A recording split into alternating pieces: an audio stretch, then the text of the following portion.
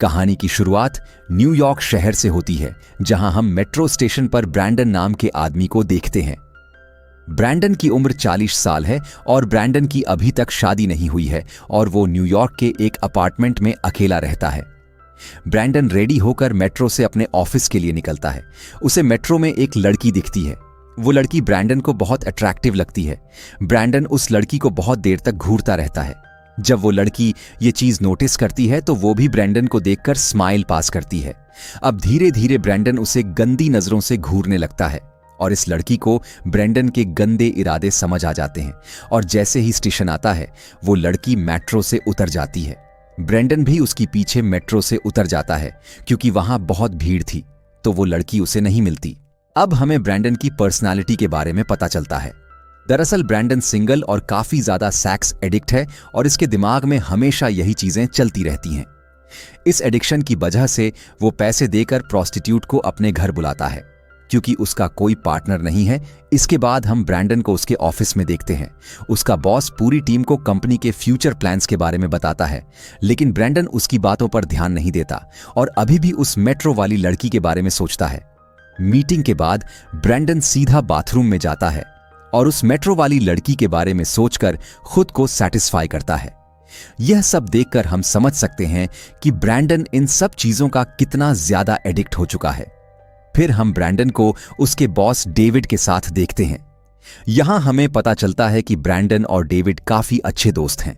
फिर उसी रात दोनों एक क्लब पार्टी करने जाते हैं जहां डेविड को एक लड़की बहुत पसंद आती है। वो उसके पास जाकर उसके साथ फ्लर्ट करने लगता है, लेकिन उस लड़की को डेविड में नहीं बल्कि ब्रैंडन में इंटरेस्ट था। पार्टी खत्म होने के बाद डेविड घर के लिए निकल जाता है क्योंकि उसे सुबह ऑफिस जाना था और ब्रैंडन भी जाने लगता है। तभी वही क्लब वाली लड़की ब्रैंडन से उसके साथ चलने को कहती है। फिर दोनों एक सुनसान जगह पर जाकर मेक आउट करते हैं। जब सुबह ब्रैंडन घर पहुंचता है तो वो अपने घर की हालत देखकर दंग रह जाता है। उसके घर का दरवाजा खुला हुआ था और घर का सारा सामान इधर उधर बिखरा पड़ा था। यह देखकर उसे लगता है कि उसके घर में चोरी हुई है। उसे बाथरूम में से शावर की आवाज आती है, इसलिए वो डंडा लेकर बाथरूम की तरफ जाता है। वो उस इंसान को मारने ही वाला था। तभी उसे पता चलता है कि वो कोई और नहीं, उसकी बहन सीसी है। उसी ने घर का ऐसा हाल किया है। ब्रैंडन सीसी से पूछता है कि तुम बिना चाबी के घर के अंदर कैसे आई। इस पर सीसी कहती है कि कुछ टाइम पहले तुमने ही मुझे घर की डुप्लीकेट चाबी दी थी। दरअसल सीसी एक म्यूजिशियन है। वो न्यूयॉर्क अपने कॉन्सर्ट के लिए आई है। उसे रहने के लिए कोई जगह नहीं मिली तो वो ब्रैंडन के घर आ गई। हालांकि सीसी पहले अपने बॉयफ्रेंड के साथ रहने वाली थी, लेकिन उसने उसे धोखा दे दिया और उससे ब्रेकअप कर लिया। सीसी ये सारी बातें अपने भाई को बताती है। ब्रैंडन सीसी को अपने बॉयफ्रेंड के साथ रोती हुए बात करती हुए सुन लेता है। इससे उसे बहुत बुरा लगता है, इसलिए वो सीसी को अपने साथ रहने की परमिशन दे देता है। अगले दिन सीसी ब्रैंडन से कहती है कि पास के ही क्लब में उसका परफॉर्मेंस है और वो ब्रैंडन को वहां इनवाइट करती है। ब्रैंडन बोलता है कि अगर उसे ऑफिस से टाइम मिल गया तो वो जरूर आएगा। जब ब्रैंडन ऑफिस पहुंचता है तो उसे पता चलता है कि ऑफिस के कंप्यूटर में वायरस आ गया है और सभी कंप्यूटर को रिपेयर के लिए भेज दिया है, इसलिए आज कोई काम नहीं हो सकता। फिर डेविड ब्रैंडन से पूछता है कि आज तुम्हारा क्या प्लान है। इस पर ब्रैंडन कहता है कि आज उसकी बहन सीसी का कॉन्सर्ट है और वो वहां जाने वाला है। डेविड को भी उसकी बहन का कॉन्सर्ट देखना था, इसीलिए वो ब्रैंडन के साथ उसी क्लब में पहुंच जाता है जहां सीसी का कॉन्सर्ट होना है। सीसी परफॉर्मेंस चालू करती है और सभी को उसका परफॉर्मेंस पसंद आता है। जब डेविड पहली बार सीसी को देखता है तो वो उसे बहुत पसंद आती है और उसकी तरफ अट्रैक्ट हो जाता है। परफॉर्मेंस खत्म होने के बाद सीसी ब्रैंडन के पास आती है और डेविड उससे मिलता है और उसकी परफॉर्मेंस की तारीफ करते हुए उसके साथ फ्लर्ट करने लगता है। ब्रैंडन को यह सब बिल्कुल पसंद नहीं आता। फिर लौटते वक्त डेविड और सीसी कार में ही मेक आउट करने लगते हैं। दोनों ब्रैंडन के सामने ही ये सब कर रहे थे, इसीलिए ब्रैंडन को ये सब बिल्कुल अच्छा नहीं लगता। घर पहुंचकर डेविड सीसी को ब्रैंडन के रूम में ले जाता है जहां दोनों इंटीमेट होते हैं और ब्रैंडन को रूम के अंदर की आवाजें बाहर तक सुनाई दे रही थी। ये हरकत ब्रैंडन को बिल्कुल पसंद नहीं आती, लेकिन वो फिर भी कुछ नहीं कर पाता क्योंकि डेविड उसके दोस्त के साथ साथ उसका बॉस भी है। इसलिए फ्रस्ट्रेट होकर ब्रैंडन बाहर जॉगिंग करने चला जाता है। जब वो घर लौटता है तो वो देखता है कि उसके बेडरूम की हालात बहुत खराब है। ये देखकर उसे बिल्कुल अच्छा नहीं लगता और वो अपनी बेडशीट बदलकर सो जाता है। तब सीसी उसके रूम में आती है और उसके बगल में सो जाती है। ये देखकर ब्रैंडन को बहुत गुस्सा आता है और वो उसे रूम से निकाल देता है। अगले दिन डेविड ब्रैंडन को अपने केबिन में बुलाता है और कहता है कि हमें तुम्हारी हार्ड ड्राइव में बहुत सारी अडल्ट वीडियोस मिली हैं। तभी उसे किसी का फोन आता है और वो ब्रैंडन से बिना कुछ कहे वहां से चला जाता है। फिर ब्रैंडन ऑफिस में अपनी कॉलीग मरीन से मिलता है। मरीन ब्रैंडन को बहुत पसंद करती है। ब्रैंडन भी उसके साथ फ्लर्ट करता है और दोनों डेट पर जाने का प्लान बनाते हैं। डेट पर दोनों एक दूसरे से बहुत सारी बातें करते हैं। मरीन ब्रैंडन को बताती है कि उसका डाइवोर्स हो चुका है। ब्रैंडन भी उसे बताता है कि वो अभी भी बैचलर है और उसकी शादी नहीं हुई है। डेट के बाद ब्रैंडन अपने घर आता है और बाथरूम में जाकर मरीन को याद करके खुद को सेल्फ सेटिस्फाई करता है।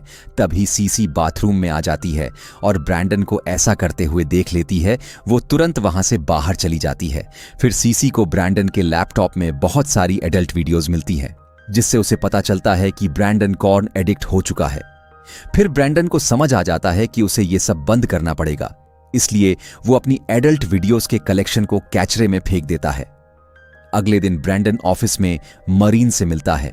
फिर दोनों किस करते हैं और एक होटल में जाकर दोनों फिजिकल होते हैं, लेकिन फ्रस्ट्रेशन की वजह से ब्रैंडन ठीक से नहीं कर पाता और मरीन भी गुस्से में वहां से चली जाती है।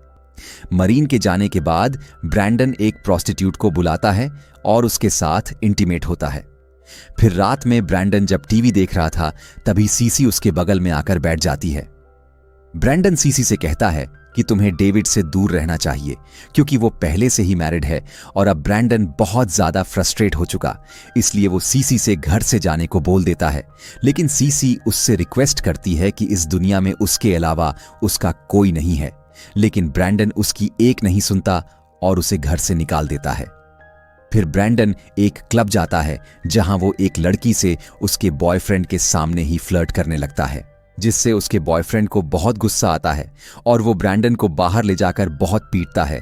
और फ्रस्ट्रेट होकर ब्रैंडन दो प्रोस्टिट्यूट के पास जाता है और इंटीमेट होता है। इस बीच सीसी ब्रैंडन को बहुत सारे कॉल और वॉइस मैसेजेस करती है और माफी मांगती है, लेकिन ब्रैंडन सभी को इग्नोर करता है। फिर ब्रैंडन मेट्रो से घर आता है। जब वो मेट्रो से बाहर निकलता है तो उसे स्टेशन पर एक क्राइम स्पॉट मिलता है। पूछने पर उसे पता चलता है कि किसी ने सुसाइड करने की कोशिश की थी। ये सुनकर तुरंत उसे सीसीस का ख्याल आता है और वो उसे कॉल करने की कोशिश करता है, लेकिन काफी कॉल करने के बाद भी सीसी कॉल नहीं उठाती और घबराकर ब्रैंडन घर की तरफ भागता है। घर पहुंचकर वो देखता है कि सीसी ने अपने हाथ की नस काट ली है। वो तुरंत सीसी को हॉस्पिटल ले जाता है और काफी ट्रीटमेंट के बाद सीसी को होश आता है, जिससे ब्रैंडन चैन की सांस लेता है और वो सीसी से कहता है कि अब वो उसका हमेशा ख्याल रखेगा। इसके बाद ब्रैंडन हॉस्पिटल के बाहर निकलता है और एक जगह रुककर बहुत रोता है, क्योंकि उसे समझ आ जाता है कि वो अपनी जिंदगी में कितना गलत कर रहा था और वो खुद को बदलने का फैसला लेता है। फिर अगले दिन ब्रैंडन मेट्रो से अपने ऑफिस जा रहा था तो उसे मेट्रो में वही लड़की मिलती है जो उसे मूवी की स्टार्टिंग में दिखी थी। वो लड़की ब्रैंडन को देखकर स्माइल करती है। इससे हम समझ पाते हैं कि वो लड़की ब्रैंडन में इंटरेस्टेड है, लेकिन ब्रैंडन इस बार कोई रिस्पॉन्स नहीं करता और उस लड़की को इग्नोर कर देता है। यानी अब ब्रैंडन सुधर चुका है और यहां मूवी एंड होती है। वीडियो को आखिर तक देखने के लिए आपका बहुत बहुत धन्यवाद।